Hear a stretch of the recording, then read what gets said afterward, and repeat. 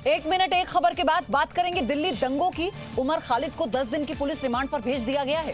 Police ने court में उमर खालिद का बयान सुनाया, जिसमें खालिद ने कहा था कि अब भाषणबाजी से काम नहीं चलेगा, खून बहाना पड़ेगा। कल उमर खालिद की दिल्ली दंगों के मुख्य साजिशकर्ता के तौर पर गिरफ्तारी हुई थी, जिसके बाद उसे 10 दिन की रिमांड पर भेज दिया गया। साथ ही सबूत के तौर पर उन बयानों को सुनाया गया जिसमें उसने साफ तौर पर कहा था कि भाषणबाजी का वक्त गया, अब तो खून बहाना पड़ेगा।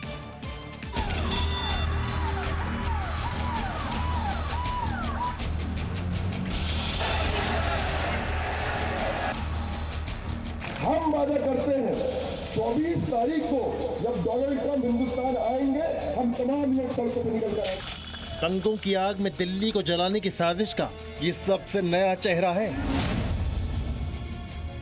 वही उमर खालिद जो आतंकी अफजल को गुरु मानता है और जेएनयू में भारत के खिलाफ देशद्रोही नारों का आरोपी है। दिल्ली पुलिस की चार्जशीट के मुताबिक देशद्रोह के आरोपी उमर खालिद ने नागरिकता कानून के विरोध में दिल्ली दंगों का प्लान बनाया। इसके लिए कई मीटिंग भी की। मीटिंग में भारत को तोड़ने की बात करने वाला शर्जील इमाम समेत दंगा गैंग के कई जिहादी थे। ये एक तरह से आतंकी हमला था, 26/11 जैसा आतंकी हमला दिल्ली के ऊपर जो फरवरी में किया गया। महीनों की तैयारी, प्लानिंग, डेट डिसाइड करके इन्होंने दंगे किए। देशद्रोह के आरोपी उमर खालिद के दंगा गैंग ने दिल्ली को जलाने की टाइमिंग ऐसी चुनी थी जब राष्ट्रपति ट्रंप भारत के दौरे पर थे। उमर खालिद ने खुद कहा था कि कुछ ऐसा होना चाहिए कि दिल्ली की चर्चा पूरी दुनिया में हो।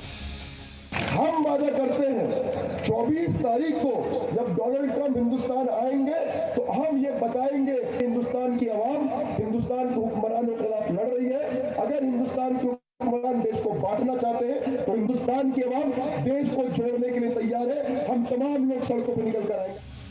उमर खालिद ने कई जगह प्रदर्शन में शामिल लोगों को दंगे के लिए भड़काया और कहा था कि अब खून बहाना पड़ेगा। लेकिन जिस महबूबा मुफ्ती को आज तक कश्मीर में हिंदुओं का नरसंहार नहीं दिखा, उन्हें उमर खालिद की गिरफ्तारी में धर्म नजर आ गया। महबूबा ने कहा, जुर्म नहीं धर्म देखकर गिरफ्तारी हो रही है। अभिनेता प्रकाश राज ने कहा, अगर हमने इसके खिलाफ आवाज नहीं उठाई तो हमें खुद पर शर्मिंदा होना चाहिए। उमर खालिद को अरेस्ट कर लिया गया सिर्फ इसलिए कि वो एंटी सीएए प्रोटेस्ट को सपोर्ट कर रहे थे। जो लोग सरकार की आलोचना करते हैं उनका मुंह बंद करने के लिए ये सरकार हर तरह के हथकंडे लगा रही है। पहले ही खुलासा हो चुका है कि दिल्ली दंगों में जो हथियार इस्तेमाल हुए वो मेरठ से लाए गए।